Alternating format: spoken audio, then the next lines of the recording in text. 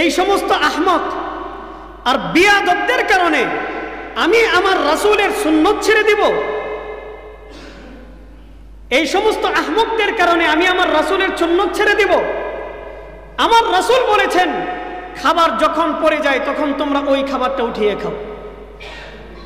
এটা চাই পারস্য সম্রাটের রাজ দরবার হোক, আবিসিনিয়ার বাদশার দরবার হোক, রোম সম্রাটের দরবার হোক, পৃথিবীর যত পরাশক্তি হোক না কেন, যেই দরবারেই তুমি যাবা, মুহাম্মদের সুন্নত তোমার থেকে কোশ্চেনকালেও বরবাদ হবে না। মুহাম্মদের সুন্নত আঁকড়ে ধরতে হবে সর্বত্র সর্ব জায়গায়। আল্লাহ পাক রব্বুল আলামিনের আলিশান দরবারে অসংখ্য অগণিত শুকরিয়া জ্ঞাপন করছি, যিনি আমাদেরকে তার মহাপবিত্র হুকুম জুমার নামাজ আদায় করার লক্ষ্যে মসজিদে আসার তৌফিক দান করেছেন। রব্বে করিমের দরবারে কালিমাতুশ শুকর আদায় করি, সকলে জবান খুলে বলি আলহামদুলিল্লাহ।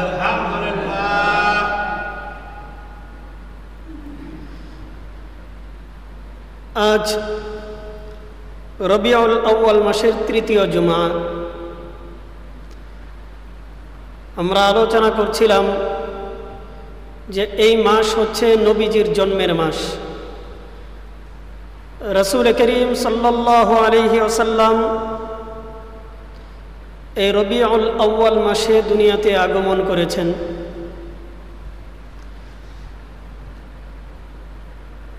তো নবীজি হলেন দুনিয়ার সমস্ত মাখলুকাতের মধ্যে, সমস্ত সৃষ্টিজীবের মধ্যে সর্বশ্রেষ্ঠ মহামানব।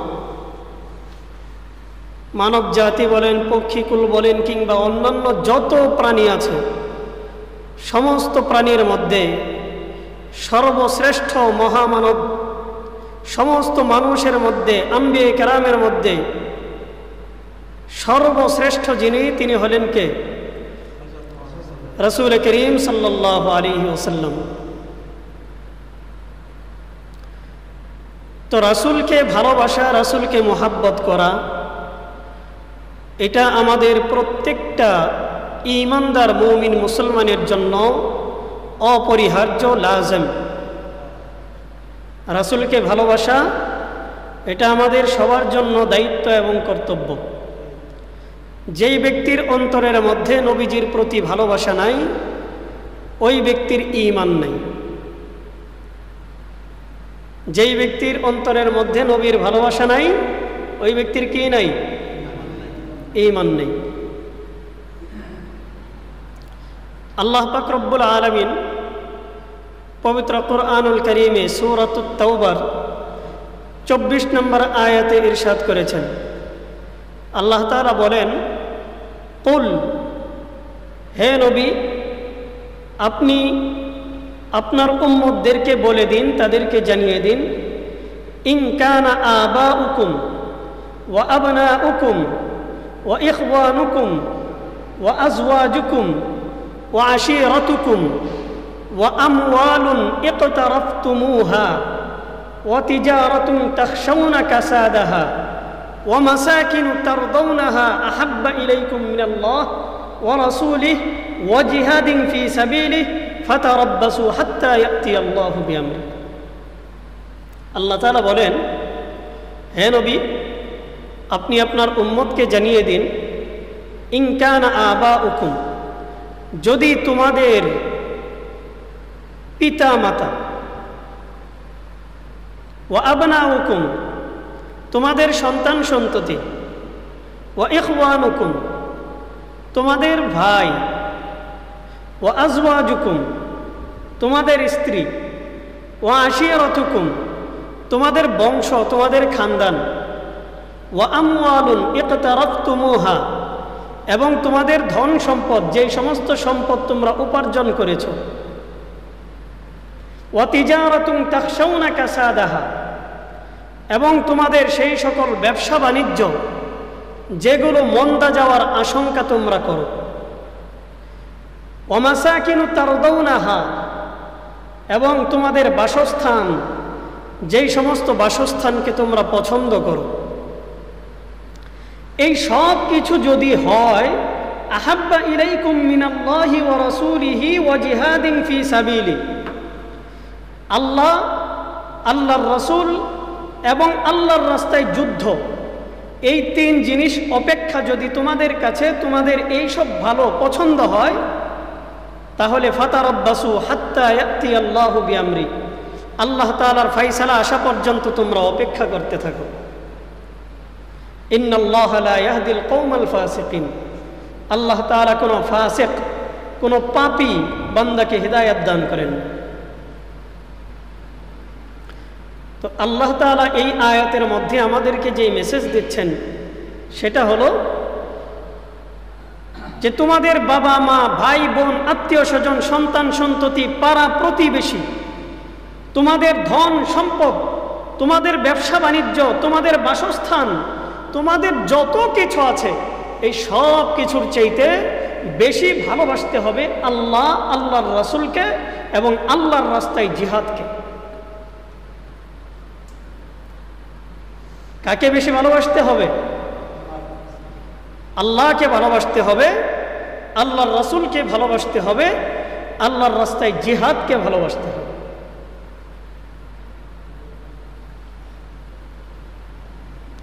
হাদিসে পাকে রাসূল করিম সাল্লাল্লাহু আলাইহি ওয়াসাল্লাম ইরশাদ করেছেন, লা ইউমিনু আহাদুকুম হাত্তা আকুনা আহাব্বা ইলাইহি মিন ওয়ালিদিহি ওয়া ওয়ালাদিহি ওয়ান নাসি আজমাইন। নবীজি হাদিসের মধ্যে বলে যে তোমাদের কোনো ব্যক্তি প্রকৃত মুমিন হতে পারবে না হাত্তা আকুনা আহাব্বা ইলাইহি, যতক্ষণ পর্যন্ত না আমি তার কাছে বেশি প্রিয় হই, বেশি মোহাব্বতের হই। মিন ওয়ালিদিহি, তার পিতা মাতা থেকে, ওয়া ওয়ালাদিহি, তার সন্তান সন্ততি থেকে, ওয়ান নাসি আজমাইন, এবং সমস্ত মানুষ থেকে। আল্লাহর নবী বললেন প্রকৃত মুমিন ততক্ষণ পর্যন্ত হতে পারবা না যতক্ষণ পর্যন্ত তোমার পিতা মাতা, তোমাদের সন্তান সন্ততি, তোমাদের ভাই বোন, আত্মীয় স্বজন এবং সমস্ত মানুষ থেকে আমি তোমাদের কাছে বেশি প্রিয় হব, বেশি মহাব্বতের হব, ততক্ষণ পর্যন্ত তোমরা মুমিন হতে পারবা না। তাহলে প্রকৃত মুমিন হতে হলে আমাদের ভালোবাসতে হবে কাকে? আল্লাহ, আল্লাহর রাসূলকে। কাকে ভালোবাসতে হবে? আল্লাহ, আল্লাহর রাসূলকে ভালোবাসতে হবে। রাসূল সাল্লাল্লাহু আলাইহি ওয়াসাল্লামের প্রতি সাহাবায়ে কেরামের ভালোবাসা ছিল সীমাহীন ভালোবাসা। সাহাবায়ে কেরাম নবীজিকে অনেক ভালোবেসেছেন। তারা ভালোবাসার অনন্য দৃষ্টান্ত স্থাপন করেছেন। সাহাবায়ে কেরাম নবীজিকে যেই পরিমাণ ভালোবেসেছেন, পৃথিবীর আখের তো কিয়ামতের আগ পর্যন্ত কশিনকালেও এই পরিমাণ ভালো কেউ বাসতে পারবে না। নবীজিকে তারা এত ভালোবেসেছেন। যখন নবীজি ফতহে মক্কার আগে হুদাইবিয়ার সন্ধি করেছেন, হুদাইবিয়ার সন্ধির সময় নবীজি যখন মক্কার বাহিরে অবস্থান করছিলেন, তখন কাফের মুশরিকদের পক্ষ থেকে হযরতে উরওয়া ইবনে মাসউদ আস-সাকাফী রাদিয়াল্লাহু তাআলা আনহুকে পাঠানো হয়েছিল। উরওয়া ইবনে মাসউদ রাদিয়াল্লাহু তাআলা আনহু কাফেরদের পক্ষ থেকে এসেছিলেন দূত হিসাবে, তিনি প্রতিনিধি হয়ে এসেছিলেন। আসার পর তিনি নবীজির দরবারে যেই অবস্থা দেখেছেন, এই অবস্থার বর্ণনা তিনি কাফের মুশরিকদের কাছে গিয়ে এইভাবে পেশ করেছিলেন। কাফের মুশরিকদেরকে তিনি বলেছিলেন, হে আমার কুরাইশ ভাইয়ারা, আমি আজ পর্যন্ত দুনিয়ার বহু রাজা বাদশাদের দরবারে গিয়েছি, আমি বিশ্বের পরাশক্তি রোমের সম্রাটের দরবারে গিয়েছি, আমি পারস্য সম্রাটের দরবারে গিয়েছি, আবিসিনিয়ার বাদশার দরবারে গিয়েছি। আজ পর্যন্ত আমি এত বড় বড় প্রভাবশালী বাদশাদের দরবারে গিয়েছি, কিন্তু কারো দরবারে এই দৃষ্টান্ত দেখতে পারি নাই যেটা আমি মুহাম্মাদের দরবারে গিয়ে দেখেছি। আমি মুহাম্মাদের দরবারে গিয়ে দেখলাম, মুহাম্মদ যখন তার মুখ থেকে থুথু নিক্ষেপ করেন, তার মুখ থেকে যখন তিনি থুথু ফেলান, এই থুথুটাকে নেওয়ার জন্য সাহাবায়ে কেরামের মধ্যে প্রতিযোগিতা শুরু হয়ে যায়। সাহাবায়ে কেরাম এই থুথু নিয়ে তাদের মুখের মধ্যে মাখেন, তাদের শরীরের মধ্যে মাখেন, কারণ মুহাম্মাদের থুথু থেকে মিশকে আম্বরের গন্ধ পাওয়া যায়। সুবহানাল্লাহ।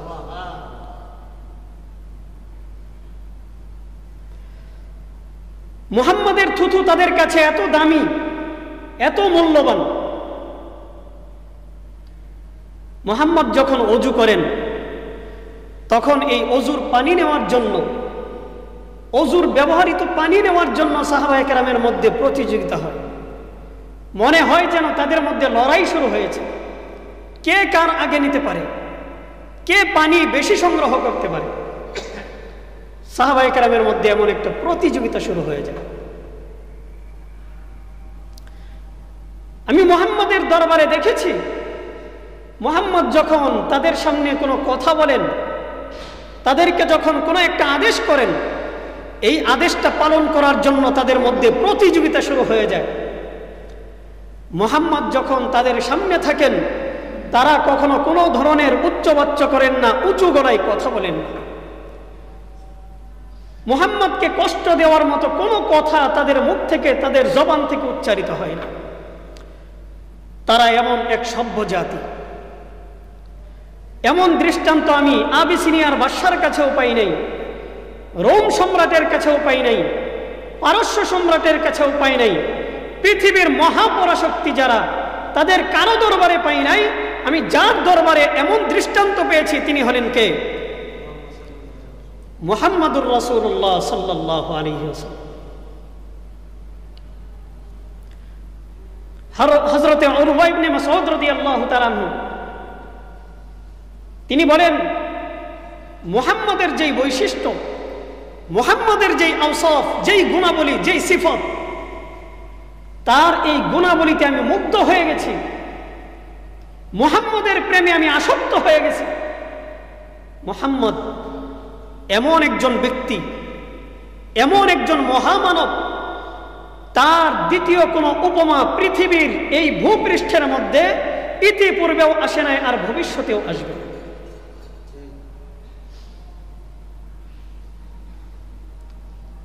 সাহাবায়ে কেরাম নবীকে এত ভালোবাসতেন।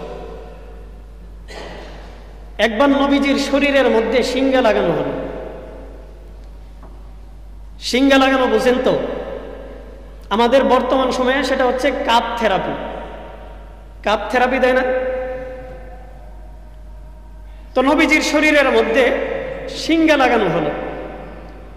শিঙ্গা লাগানোর পর শরীর থেকে দূষিত যেই রক্ত, এই রক্ত বের করে ফেলা হয়েছে। রাসূল করিম সাল্লাল্লাহু আলাইহি ওয়াসাল্লাম তার শরীর থেকে বের হওয়া এই দূষিত রক্ত হযরতে আব্দুল্লাহ ইবনে জুবাইর রাদিয়াল্লাহু তাআলা আনহুর হাতে দিলেন। বললেন, এই রক্তটাকে এক জায়গায় নিয়ে তুমি দাফন করে দাও। হযরতে আব্দুল্লাহ ইবনে জুবাইর রাদিয়াল্লাহু তাআলা আনহু রক্ত নিয়ে রওনা হয়ে গেলেন। কিছুক্ষণ পর যখন তিনি ফিরে আসলেন, নবীজি জিজ্ঞাসা করলেন, রক্ত কি করেছো? আব্দুল্লাহ ইবনে জুবাইর রাদিয়াল্লাহু তাআলা আনহু বলেন, ইয়া রাসূলুল্লাহ, আমি সেই রক্তটা পান করে ফেলেছি। বলেন সুবহানাল্লাহ। আমি সেই রক্ত কি করেছি? পান করে ফেলেছি। আল্লাহর রাসূল সাল্লাল্লাহু আলাইহি ওয়াসাল্লাম বলেন, আমি আল্লাহর কসম করে বলতেছি, যেই শরীরের মধ্যে আমি মুহাম্মাদুর রাসূলুল্লাহর রক্ত প্রবেশ করেছে, যেই শরীরের সঙ্গে আমার রক্ত মিশেছে, এই শরীর কশ্চিনকালেও জাহান্নামের আগুনের মধ্যে পড়বে না। আরো চিৎকার দিয়ে বলেন না সুবহানাল্লাহ। এই শরীর কশিনকালেও জাহান্নামের আগুনের মধ্যে পড়বে না। আল্লাহ রাসূল সাল্লাল্লাহু আলাইহি ওয়াসাল্লামকে তারা এত ভালোবাসতেন, নবীজির শরীর থেকে দূষিত রক্ত বের হয়েছে, এই রক্তটা পর্যন্ত তারা মাটির সঙ্গে মিশতে দেন নাই, পান করে ফেলেছেন। উহুদের যুদ্ধে রাসূল করিম সাল্লাল্লাহু আলাইহি ওয়াসাল্লাম তার মাথার মধ্যে যে লোহার শিরস্ত্রাণ পরেছিলেন, কাফের মুশরিকরা যখন নবীজির উপর আক্রমণ করেছিল, এই আক্রমণের কারণে নবীজির মাথার শিরস্ত্রাণ ভেঙে এই শিরস্ত্রাণের দুইটা লোহা নবীজির শরীরের চেহারার মধ্যে ঢুকে গিয়েছে। হযরতে আবু বকর সিদ্দিক রাদিয়াল্লাহু তাআলা আনহু দৌড়ে আসলেন নবীজির চেহারা মুবারক থেকে লোহা বের করার জন্য। এদিকে হযরতে আবু উবাইদা ইবনুল জাররাহ রাদিয়াল্লাহু তাআলা আনহু তিনিও দৌড়ে আসলেন। আবু উবাইদা ইবনুল জাররাহ আবু বকরকে বলতেছেন, আল্লাহর রাসূলের চেহারা থেকে এই লোহা বের করার জন্য একটা সুযোগ আপনি আমাকে দেন, আমি এই সৌভাগ্য লাভ করতে চাই, নবীজির চেহারা থেকে আমি লোহাটা বের করতে চাই। হযরতে আবু উবাইদা ইবনুল জাররাহ রাদিয়াল্লাহু তাআলা আনহু তার দাঁত দিয়ে ওই লোহার মধ্যে কামড় দিলেন, প্রচন্ড জোরে কামড় দিয়ে। এরপরে লোহাটাকে যখন টান দিয়েছেন,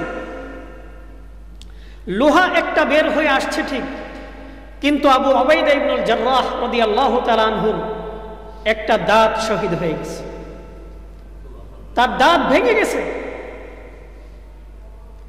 এরপরেও তিনি দমে যান নাই, নবীজির চেহারার মধ্যে আরো একটা লোহা রয়ে গেছে, তিনি সেই লোহাটা বের করার জন্য আবার কামড় দিলেন, লোহা বের করে নিয়ে আসলেন, কিন্তু তার আরো একটা দাঁত ভেঙে গেছে। দাঁত ভাঙার পর যে তার মুখ থেকে ফুলকি দিয়ে রক্ত বের হয়েছিল, এই রক্তের কয়েক ফোঁটা নবীজির চেহারার মধ্যে লেগেছিল। আল্লাহর রাসূল সাল্লাল্লাহু আলাইহি ওয়াসাল্লাম বলেছেন, লান তামাসসাকান নার, হে আবু উবাইদা ইবনুল জাররাহ, আল্লাহর কসম করে বলতেছি, কশিন কালেও তোমাকে জাহান্নামের আগুন স্পর্শ করতে পারবে না, জাহান্নামের আগুন তোমাকে স্পর্শ করবে না। কারণ তুমি আমাকে রক্ষা করতে গিয়ে, আমার চেহারা মোবারক থেকে লোহা বের করতে গিয়ে তুমি তোমার দাঁত শহীদ করেছ, তুমি আমার প্রেম, আমার ভালোবাসার অনন্য দৃষ্টান্ত স্থাপন করেছ, আমার ভালোবাসায় তুমি তোমার দাঁত শহীদ করেছ, আমার ভালোবাসায় তুমি তোমার জীবনকে বিলিয়ে দেওয়ার চেষ্টা করেছ। অতএব তোমাকে জাহান্নামের আগুন স্পর্শ করতে পারবে না।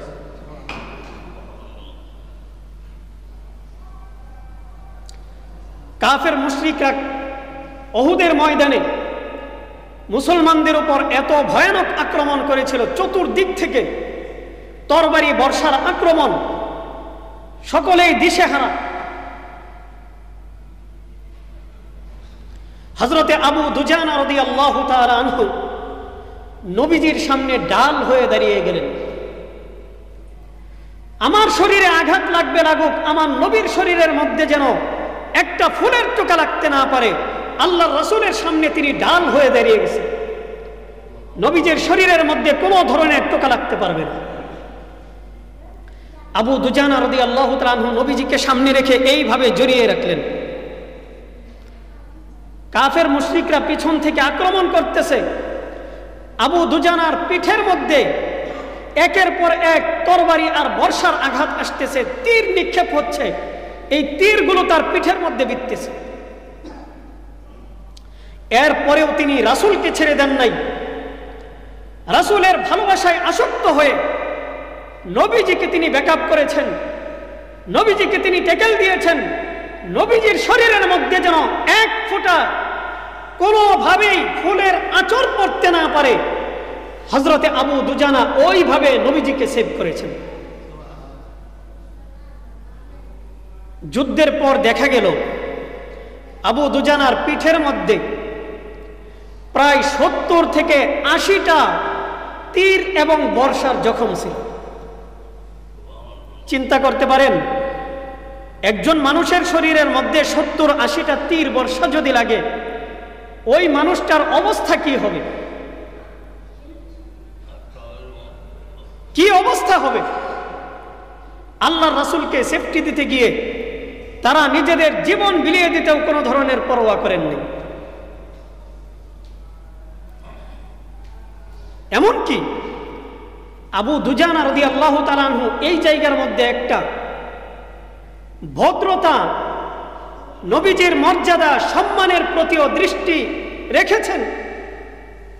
নবীজিকে কিভাবে সম্মান করতে হয়, কিভাবে ভালোবাসতে হয়, এই দৃষ্টান্তও তিনি স্থাপন করেছেন। তিনি নবীজিকে সামনে রেখে কাফের মুশরিকদের দিকে তার পিঠ রেখেছিলেন। তিনি সব ধরনের আঘাত তার পিঠের মধ্যে নিয়েছিলেন। তিনি তো চাইলে পারতেন নবীজিকে পিছনে রেখে কাফের মুশরিকদের দিকে তার বুকটা পেতে দিতে। তিনি তার বুক পেতে দেন নাই, তার পিঠ পেতে দিয়েছেন। এই জায়গার মধ্যে নবীজির প্রতি তার সম্মান, তার ইজ্জত, তার আজমত প্রকাশ করেছেন। কিভাবে? নবীজির প্রতি পিঠ দিয়ে বসা যাবে না, নবীজির প্রতি পিঠ প্রদর্শন করা যাবে না। নবীজিকে পিছনে রেখে আপনি আমি সামনে থাকব, কোন সাহাবী সামনে থাকবে, এটা আদবের খেলাফ, এটা নবীজির সঙ্গে চরম বেয়াদবি। এই বেয়াদবি হবে, এইটাও তিনি চান নাই। এমন ভয়ানক একটা সময়, যেই সময় তার উপর একের পর এক তীর এবং বর্ষা নিক্ষেপ হচ্ছে, এই সময়েও নবীজির সম্মান হানি হোক, এটা তিনি চান না। তাহলে চিন্তা করে দেখেন, তারা নবীজিকে কেমন ভালোবাসতেন, নবীজিকে কেমন সম্মান করতেন, কেমন ইজ্জত দিতেন। চিন্তা করা যায়। উহুদের প্রান্তরে মুসলমানদের সাময়িক পরাজয় হয়েছিল। এদিকে শয়তান পুরা ময়দানের মধ্যে ছড়িয়ে দিয়েছে যে মুহাম্মদ ইন্তেকাল করেছে। শয়তান ছড়িয়ে দিয়েছে। এই সংবাদ পৌঁছাতে পৌঁছাতে এক পর্যায়ে মদিনাতুল মুনাওয়ারায় চলে আসছে যে মুহাম্মদ ইন্তেকাল করেছে। নবীজির ইন্তেকালের সংবাদ শোনার সঙ্গে সঙ্গে মদিনার আবাল বৃদ্ধা বনিতা সমস্ত মানুষ, সমস্ত নারীরা রাস্তার মধ্যে নেমে আসছেন। তারা উহুদের প্রান্তর লক্ষ্য করে রওনা হয়েছেন। যেখানে নবীজি দুনিয়ার মধ্যে নাই, সেখানে আমরা আমাদের জীবন বাঁচিয়ে রেখে কি করব? তারা রওনা হয়ে গেছেন উহুদের প্রান্তর। এদিকে একজন আনসারী মহিলা সাহাবী, তিনি জিজ্ঞাসা করতেছেন, ভাই আমার নবীর কি অবস্থা? এক সাহাবী বললেন, তোমার বাবা শাহাদাত বরণ করেছেন। তিনি বললেন, ইন্না লিল্লাহি ওয়া ইন্না ইলাইহি রাজিউন। আমার নবীর কি অবস্থা তোমরা আমায় বলো। আরেক সাহাবী বললেন, তোমার ভাই শাহাদাত বরণ করেছেন। তিনি বললেন, ইন্না লিল্লাহি ওয়া ইন্না ইলাইহি রাজিউন। আমার নবীর কি অবস্থা আমাকে বলো। আরেকজন সাহাবী বলেন, তোমার সন্তান শাহাদাত বরণ করেছেন। তিনি বললেন, ইন্না লিল্লাহি ওয়া ইন্না ইলাইহি রাজিউন। আমার নবীর কি অবস্থা সেটা আমায় বলো। বাবা ইন্তেকাল করেছে, সন্তান মারা গেছে, নিজের ভাই মারা গেছে, কোনো কিছুর প্রতি ভ্রুক্ষেপ নাই। তিনি সংবাদ পেয়েছেন আমার নবী ইন্তেকাল করেছেন। এই সংবাদটা কি সত্য কিনা, এই সত্যতা যাচাই করার জন্য একের পর এক তিনি সাহাবীদের সঙ্গে তিনি জিজ্ঞাসা করতেছেন, তোমরা আমাকে জানাও আমার নবীর কি অবস্থা, নবী এখন কেমন আছেন। একজন সাহাবী বললেন, ওই যে দেখতেছো একটা সোয়ার দেখা যায়, ওই সোয়ারির মধ্যেই রাসূল করিম সাল্লাল্লাহু আলাইহি ওয়াসাল্লাম আছেন এবং নবীজি জীবিত আছেন। নবীজি এখনো ইন্তেকাল করেন নাই। ওই মহিলা সাহাবী দৌড়ে নবীজির পাশে গেলেন, বললেন, ইয়া রাসূলুল্লাহ, আপনাকে এক দৃষ্টি দেখার জন্য, আপনাকে এক পলক দেখার জন্য আমি অস্থির হয়েছিলাম। আপনার ইন্তেকালের সংবাদ শোনার পর নিজেকে কোনোভাবেই কন্ট্রোল করতে পারতেছিলাম না। ইয়া রাসূলুল্লাহ, কুল্লু মুসিবাতিন বা'দাকা জালাল, আপনি যদি দুনিয়া থেকে বিদায় নেন তাহলে এটা হবে আমাদের জন্য সবচেয়ে ভয়ঙ্কর মুসিবত। কিন্তু আপনি যদি দুনিয়ার মধ্যে থাকেন তাহলে আমার বাবা ইন্তেকাল করলেও কোনো পরোয়া করি না, আমার ভাই ইন্তেকাল করলেও কোনো পরোয়া করি না, আমার সন্তান যদি শাহাদাত বরণ করে আমি কোনো পরোয়া করি না, দুনিয়ার সমস্ত মানুষের কোনো ক্ষয়ক্ষতি হলে এটা আমার জন্য কোনো পেরেশানির কারণ নয়। আমার জন্য পেরেশানির কারণ হচ্ছে আপনি যদি দুনিয়ার মধ্যে না থাকেন, আপনি দুনিয়াতে না থাকে, এটা হচ্ছে আমার জন্য সবচেয়ে ভয়ঙ্কর পেরেশানির বিষয়। নবীজিকে তারা কত ভালোবেসেছেন, কি পরিমাণ মহব্বত করেছেন। তাবুকের যুদ্ধে রাসূল করিম সাল্লাল্লাহু আলাইহি ওয়াসাল্লাম ওই যুদ্ধের মধ্যে বড় পরাশক্তি, পৃথিবীর পরাশক্তিগুলোর মধ্যে একটা, তিনি রোমীয়দের বিরুদ্ধে যুদ্ধ করবেন। তো এই যুদ্ধের মধ্যে বহু অর্থ সম্পদ, টাকা পয়সার দরকার আছে, পর্যাপ্ত খাবারের দরকার আছে, পানীয়ের দরকার আছে, প্রয়োজনীয় যত কিছু আছে, আসবাবপত্র, পর্যাপ্ত আসবাবপত্রের দরকার। এখন মুসলমানদের অধিকাংশই হচ্ছেন দরিদ্র মানুষ, গরিব মানুষ। এত অর্থ সম্পদের সংকুলান মুসলমানদের হবে না। এখন কিভাবে কি করা যায়, কিভাবে এই টাকা পয়সা সংগ্রহ করা যায়? রাসূল সাল্লাল্লাহু আলাইহি ওয়াসাল্লাম সাহাবীদের মধ্যে ঘোষণা করলেন যে তোমরা যে যা পারো তোমাদের সাধ্য অনুযায়ী তোমরা চাঁদা দাও, তোমরা তোমাদের সাধ্য অনুযায়ী চাঁদা দাও। সাহাবায়ে কেরাম প্রত্যেকেই যার যার সাধ্য অনুযায়ী যা পারছেন রাসূলের সামনে এনে পেশ করেছেন। হযরত ওমর ইবনে খাত্তাব রাদিয়াল্লাহু তাআলা আনহু, তিনি তার যত সম্পদ ছিল সমস্ত সম্পদের মধ্যে দুইটা ভাগ করলেন, দুই ভাগ করে একটা ভাগ দ্বীনের জন্য তিনি দান করে দিলেন। সুবহানাল্লাহ বললেন না? তিনি তার সম্পদের এক ভাগ কি করলেন? দ্বীনের জন্য দান করে দিলেন। হযরত আবু বকর সিদ্দিক রাদিয়াল্লাহু তাআলা আনহু, তিনি তার যত সম্পদ ছিল সমস্ত সম্পদ নিয়ে চলে আসছেন। হযরত ওসমান রাদিয়াল্লাহু তাআলা আনহু, তিনি তার সম্পদের 1/4 নিয়ে আসছেন।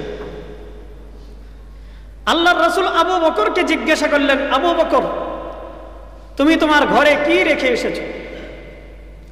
আবু বকর বলেন, ইয়া রাসূলুল্লাহ, আমি আমার ঘরে আল্লাহ এবং আল্লাহর রাসূলকে রেখে এসেছি। আমার কোনো দুনিয়ার সম্পদের দরকার নাই। আমার নবী এবং আমার আল্লাহ যদি আমার সঙ্গী হন তাহলে দুনিয়ার কোনো সম্পদ আমার প্রয়োজন নাই। ইয়া রাসূলুল্লাহ, আমি কোনো সম্পদ রেখে আসতে পারি নাই, আমি আমার ঘরের মধ্যে আল্লাহর রাসূলের ভালোবাসা রেখে এসেছি।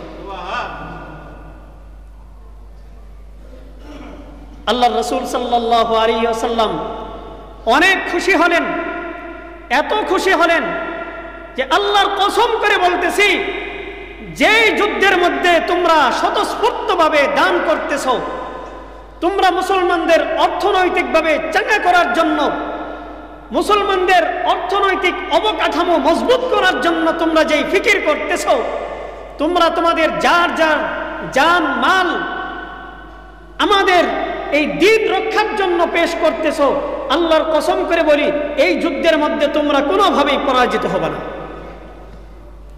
বিজয় তোমাদেরকে ধরা দিবে, আল্লাহ তাআলা তোমাদেরকে বিজয় দান করবেন। রক্তক্ষয়ী যুদ্ধ হয়েছে, মুসলমানরা এর পরেও রোমানদেরকে পরাজিত করে ইসলামের বিজয় কেতনকে উড্ডীন করেছে।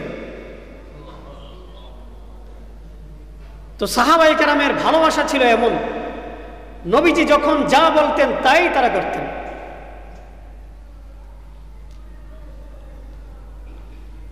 পারস্য বিজেতা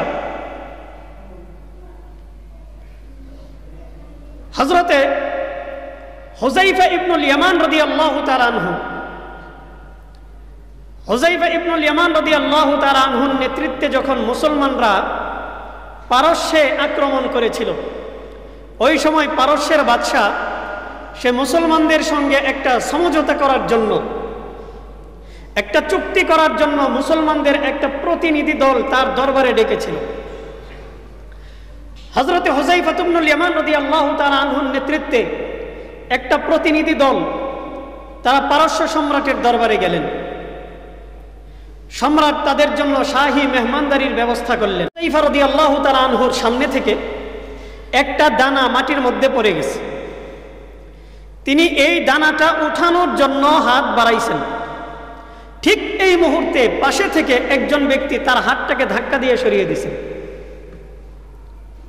আর বলতেছেন যে আপনি বর্তমানে যেই দরবারে আছেন এটা কোন দরবার আপনি জানেন? এটা পারস্য সম্রাটের রাজ দরবার। পারস্য সম্রাট পৃথিবীর পরাশক্তিশালী সম্রাটগুলোর মধ্যে একজন সম্রাট হচ্ছে পারস্যের সম্রাট। আপনি এই সম্রাটের দরবারে এসে পড়ে যাওয়া খাবার উঠিয়ে খাবেন, এর দ্বারা তো আপনার ইজ্জত থাকবে না, আপনার সম্মান থাকবে না, আপনার সম্মান থাকবে না। এরা আপনাকে গ্রাম্য মনে করবে, এরা আপনাকে অসামাজিক মনে করবে, এরা মনে করবে আপনি মনে হয় কিছুই বুঝেন না, সভ্যতার সংস্কৃতি কিছুই বুঝেন না। এরা আপনাকে নানা কথা শোনাবে। হযরত হুযায়ফা রাদিয়াল্লাহু তাআলা আনহু বললেন, আতাতরুকু সুন্নাত হাবিবি সাল্লাল্লাহু আলাইহি ওয়াসাল্লাম লিহাউলাইল হুমাকা, এই সমস্ত আহমক আর বিয়াদবদের কারণে আমি আমার রাসূলের সুন্নত ছেড়ে দিব? এই সমস্ত আহমকদের কারণে আমি আমার রাসূলের সুন্নত ছেড়ে দিব? আমার রাসূল বলেছেন খাবার যখন পড়ে যায় তখন তোমরা ওই খাবারটা উঠিয়ে খাও। এটা চাই পারস্য সম্রাটের রাজ দরবার হোক, আবিসিনিয়ার বাদশার দরবার হোক, রোম সম্রাটের দরবার হোক, পৃথিবীর যত পরাশক্তি হোক না কেন, যেই দরবারেই তুমি যাবা মুহাম্মাদের সুন্নত তোমার থেকে কোশ্চেনকালেও বরবাদ হবে না। মুহাম্মাদের সুন্নত আঁকড়ে ধরতে হবে সর্বত্র, সর্ব জায়গায়, সব জায়গায় মুহাম্মাদের সুন্নত তোমাকে আঁকড়ে ধরে থাকতে হবে। তবেই তো তুমি খাঁটি উম্মত, তবেই তো তুমি খাঁটি মুমিন।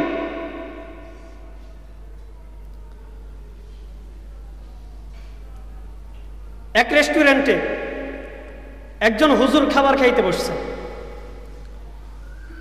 তো হুজুর মুরগির গোশত এবং ভাত মোটামুটি মজা করে খাইছে।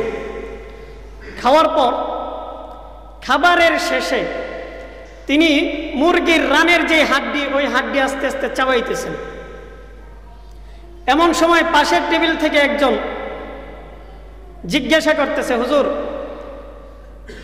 আপনাদের দেশে কুকুর কি করে? আপনাদের দেশে কুকুর কি করে? তখন হুজুর বুঝে ফেলছেন যে আমি যে হাড্ডি চাবাইতেছি, রাসূলের সুন্নত পালন করতেছি, এটা তার কাছে ভালো লাগে নাই। সে সুশীলগিরি ফলানোর জন্য, তার সুশীলগিরি দেখানোর জন্য আমাকে এই প্রশ্ন করছে। অতএব তাকে যদি দাঁত ভাঙা জবাব দিতে না পারি তাহলে আমার ইজ্জত নষ্ট হবে। এখন যদি তাকে আমি বলি যে আমাদের দেশে তো কুত্তা হাড্ডি খায়, এটা বললে সে আমাকে বেইজ্জতি করবে। এবার তিনি এই কথা বলেন নাই, তিনি বললেন যে আমাদের দেশের কুত্তা বাম হাতের মধ্যে চা আর ডান হাতের মধ্যে সিগারেট নিয়ে টান। বলেন জবাবটা কেমন হয়েছে? ডান হাতের মধ্যে চা আর বাম হাতের মধ্যে কি? ডান হাতের মধ্যে সিগারেট, বাম হাতের মধ্যে চা। আমাদের দেশের কুত্তা এইগুলো করে। লাজবাব হয়ে গেছে, আর কোনো কথা নেই। বলেন তো দেখি আমাদের দেশে যারা সুশীলগিরি ফলায় তারা কি এই কাজটা করে কি করে না? করে কি করে না? বাম হাতের মধ্যে চা নিয়ে ডান হাতের মধ্যে সিগারেট নিয়ে সুখের টান দেয়।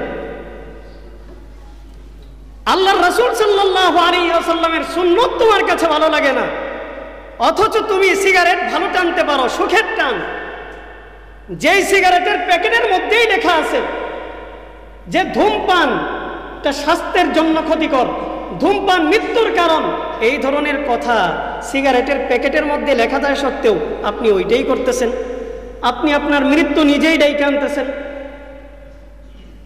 অথচ রাসূল একটা সুন্নত পালন করতে বলছেন, আপনি সেই সুন্নতটা পালন করতে পারতেছেন না। কি আজীব সুশীল সমাজ। তো বলছিলাম, হযরতে হুযায়ফা রাদিয়াল্লাহু তাআলা আনহু বললেন, এই সমস্ত আহমকদের কারণে আমি আমার রাসূলের সুন্নত ছাড়তে পারবো না। রাসূলের সুন্নতি আমি ছাড়তে পারবো না। খাবার যেটা পড়ে গেছে, যেই দরবারেই পড়ুক, এ রাজ দরবারে পড়ছে নাকি আমার ঘরের মধ্যে পড়ছে দেখার বিষয় না, খাবার পড়ছে আমি তুলে খাবো, এটা রাসূলের সুন্নত। তো সাহাবায়ে কেরাম নবীজির প্রতি ভালোবাসায়, নবীজির জীবদ্দশায় তারা দৃষ্টান্ত পেশ করেছেন, নবীজির ভালোবাসার দৃষ্টান্ত তারা পেশ করেছেন। নবীজির ইন্তেকালের পরেও নবীজির সুন্নতকে আঁকড়ে ধরে তারা দৃষ্টান্ত পেশ করেছেন যে নবীকে এইভাবে ভালোবাসতে হবে, নবীকে এরকম ভাবে মহব্বত করতে হবে। এই কারণেই তো তারা সোনার মানুষে পরিণত হয়েছেন। হযরত উকবা ইবনে নাফি' রাদিয়াল্লাহু তাআলা আনহু, তিনি আফ্রিকায় যুদ্ধ করার জন্য গেছেন। তো যখন আফ্রিকায় তারা প্রবেশ করছেন, এখন আফ্রিকায় যাওয়ার পর তারা কোথায় অবস্থান করবেন, কোথায় থাকবেন? তো উকবা ইবনে নাফি' রাদিয়াল্লাহু তাআলা আনহু চিন্তা করলেন যে আজকের রাত্রিটা আমরা এই জঙ্গলের মধ্যেই কাটিয়ে দেব। বলেন তো দেখি, পৃথিবীর সবচেয়ে বৃহৎ জঙ্গলগুলোর মধ্যে অন্যতম আফ্রিকার জঙ্গল কিনা? এই জঙ্গলের মধ্যে এমন বহু প্রাণী তো আছে যেইগুলো আপনি আমি যদি যাই তাহলে আস্ত রাখবে নাকি শেষ করে ফেলবে? রাখবে না, অস্তিত্ব রাখবে না। এই জঙ্গলের মধ্যে সাহাবায়ে কেরাম থাকার জন্য নিয়ত করছেন। হযরতে উকবা ইবনে নাফি' রাদিয়াল্লাহু তাআলা আনহু জঙ্গলের কীট পতঙ্গ, যত ধরনের বিষাক্ত প্রাণী, সাপ, বিচ্ছু, এই সব কিছুকে লক্ষ্য করে একটা কথা বললেন, আইয়াতুল হাশারাত, হে কীট পতঙ্গ, হে জঙ্গলের প্রাণীকুল, হে হিংস্র প্রাণী, তোমরা আজকের এই রাত্রির জন্য এই জঙ্গল ছেড়ে দাও। যদি জঙ্গল তোমরা না ছাড়ো, আমি এই ঘোষণা দেওয়ার পরেও যদি তোমরা জঙ্গলে অবস্থান করো, তাহলে আমি যাকেই পাবো তাকে হত্যা করব। বলেন তো দেখি, আপনি আমি যদি জঙ্গলের মধ্যে এই কথা বলি, জঙ্গলের প্রাণী কিছু বুঝবে? কিন্তু যাদের মধ্যে আল্লাহর রাসূলের প্রতি এত ভালোবাসা ছিল, মহব্বত ছিল, রাসূলের ভালোবাসায় যারা আসক্ত ছিলেন, তাদের কথা আল্লাহ তাআলা ঠিকই এই জঙ্গলের প্রাণীর মাধ্যমে শুনিয়েছেন। জঙ্গলের প্রাণী তার ঘোষণার সঙ্গে সঙ্গে কাতার বেঁধে বেঁধে সারিবদ্ধ হয়ে এরা জঙ্গল থেকে বের হয়ে গেছে। সুবহানাল্লাহ বললেন না? আশ্চর্যের ব্যাপার। এইগুলো তো আশ্চর্যের বিষয়, অবাক করা বিষয়। এইগুলো শোনার পরে আপনাদের জবান থেকে সুবহানাল্লাহ, আলহামদুলিল্লাহ, আল্লাহু আকবার কোনো কিছুই বের হয় না। কেন ভাই, আমাদের জবানটা কেন এমন হয়েছে? আল্লাহর নাম কেন আমাদের জবান থেকে উচ্চারিত হয় না? সমস্যাটা কোথায় আমাদের? এত কথা শুনেন, এত আলোচনা শুনেন, এরপরে সুবহানাল্লাহ বলতে পারেন না, আলহামদুলিল্লাহ বলতে পারেন না। বড় আফসোসের বিষয় এগুলো।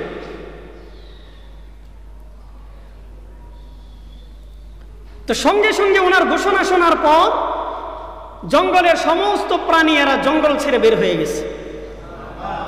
তারা জঙ্গলের শান্তিতে এবং নিরাপত্তার সঙ্গেই অবস্থান করেছেন। শুধু তাই নয়, হযরতে আব্দুল্লাহ ইবনে আব্বাস রাদিয়াল্লাহু তাআলা আনহু, নবীজির চাচাতো ভাই, নবীজির চাচা হযরতে আব্বাসের ছেলে হযরতে আব্দুল্লাহ ইবনে আব্বাস, যিনি রাইসুল মুফাসসিরিন, সমস্ত মুফাসসিরদের সর্দার। আব্দুল্লাহ ইবনে আব্বাস রাদিয়াল্লাহু তাআলা আনহু মদিনাতুল মুনাওয়ারা থেকে রওনা হয়েছেন মক্কাতুল মুকাররমা। তিনি হজে যাচ্ছেন, হজের উদ্দেশ্যে রওনা হয়েছেন।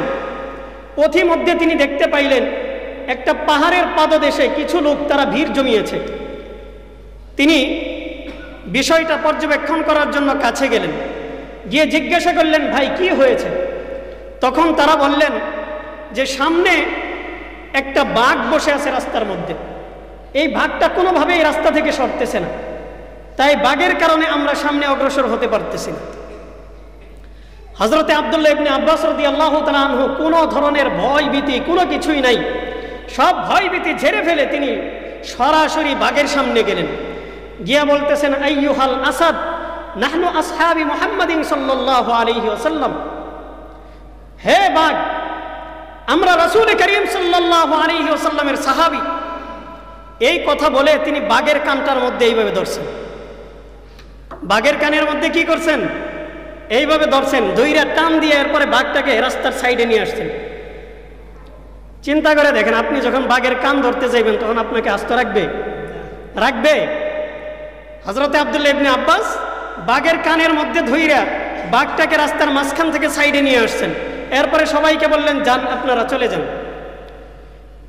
সবাই চলে যাওয়ার পর তিনি কান ছাড়ছেন, বাঘ স্তব্ধ হয়ে বসে আছে, কোনো ধরনের আক্রমণ, কোনো ধরনের আঘাত, কোনো কিছুই নাই। বলেন সুবহানাল্লাহ।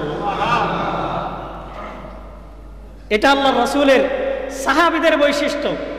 তারা নবীজির ভালোবাসায় এতটাই দামি হয়েছিলেন, নবীজির ভালোবাসা পেয়ে তারা এত দামি হয়েছিলেন যে বনের পশু পর্যন্ত তাদের কথা শুনতে বাধ্য ছিল, বনের পশু পর্যন্ত তাদের কথা শুনত। তারা নবীজিকে ভালোবেসেছেন, নবীজিও তাদেরকে ভালোবেসেছেন। আর নবীজিকে ভালোবাসার মাপকাঠি কি যে ইয়া রাসূলুল্লাহ, আমরা আপনাকে অনেক ভালোবাসি, আই লাভ ইউ, এটা কি নবীকে ভালোবাসা? নবীজিকে আপনি বইলা দিলেন বছরে একবার 12 রবিউল আউয়াল আসলে আপনি বললেন যে ইয়া রাসূলুল্লাহ, ইয়া হাবিবাল্লাহ, আমরা আপনাকে অনেক ভালোবাসি, আমরা আপনাকে কি করি, অনেক ভালোবাসি। বৎসরে একদিন বললেন, কিন্তু সারা বৎসর নবীজির প্রতি আপনার কোনো দরদ নেই, কোনো ভালোবাসা নেই, কোনো কিছুই নেই। আপনি ওই যে দেয়ালের মধ্যে বড় করে লিখে রাখলেন যে বিশ্ব আশিক রাসূল সাল্লাল্লাহু আলাইহি ওয়াসাল্লাম সম্মেলন, আপনি কি এর আশিক রাসূল হয়েছেন? আপনার মুখের মধ্যে এখনো পর্যন্ত দাড়ি রাখতে পারেন নাই। নবীজির ভালোবাসায় আপনি নামাজ পড়তে পারেন না, রোজা রাখতে পারেন না, হজ করতে পারেন না, যাকাত আদায় করতে পারেন না, নবীজির কোনো আদেশ আপনি মানতে পারেন না। আপনি কিসের আশিক রাসূল? আপনি নিজেকে আশিক রাসূল দাবি করতেছেন, বড় আশিক হয়ে গেছেন, অথচ নবীর সুন্নত দাড়ি, এই দাড়িটা আপনার মুখের মধ্যে এখনো পর্যন্ত আপনি ফুটাইতে পারেননি।